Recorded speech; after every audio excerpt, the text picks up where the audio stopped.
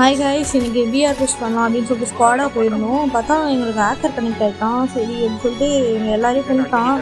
சரி என்னதான் பண்ணுறான்னு பார்க்கலான்னு பார்த்தா பாருங்க, அவன் ஒரு சைடு அடிக்கிறான், ஏன் ஒரு சைடு லாக் ஆகுது.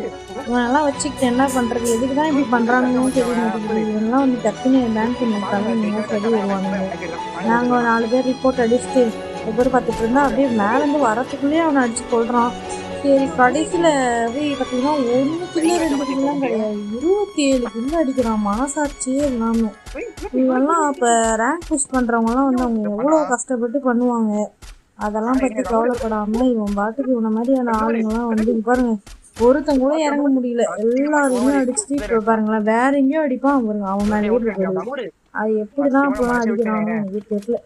சரி இந்த இடத்துல பார்த்தீங்கன்னா அவன் செத்துருவான். போயிட்டு ஒருத்தன் டவுன் பண்ணுவான், பார்த்தா பின்னாடி ஒருத்தன் வந்து அடிச்சிருவான். ஏன்டாட்டா அவன் டீம்மேட் அதுக்கு மேலே போயிட்டு அப்படியே உடனே ரிவ்யூ பண்ணோம் அப்படின்னு சொல்லிட்டு அவனை முதல்ல ரிவ்யூ பண்ணி விட்டுருவானுங்க. எப்படியோ உயிரை கொடுத்து ரிவ்யூ பண்ணி விடுவானுங்க. இப்போ அவன் திரும்ப வந்துட்டு போய் அடிப்பான் அப்படின்னு சொல்லிட்டு. ஆனால் பார்த்தீங்கன்னா ட்விஸ்டிங் என்னன்னா இவரை போட்டுருவாங்க கடைசியில். அதான் சிரிப்பு. அதை பார்த்து நாங்கள் வந்து மனசுக்கு ஏற்றிக்கிட்டோம். இப்போ பாருங்க இங்கே 2 டவுன் வச்சானா, இப்போ வந்து டீம்மேட் ஒருத்தன் வந்துடும். அவன் டீம்மேட்டு பாருங்க அவன் போறானா, போயிட்டு நல்ல வேலை அவனுக்கு எட்டு இப்போ ஒன்று வச்சிருவான். இன்னும் ஒரு புல்லட்டு ஜஸ்ட் மிஸ்ல அவன் வச்சிட்டான். அவ்வளோதான். இதுக்கப்புறம் வந்து அவன் டீம்மேட் ரிவ்யூ பண்ண பார்ப்பானுங்க, ரிவ்யூ பண்ண முடியாது, செத்துருவானுங்க. அவ்வளோதான். பாருங்க 27 கில்ஸு மைனஸ் ஆனதுதான் மிச்சம்.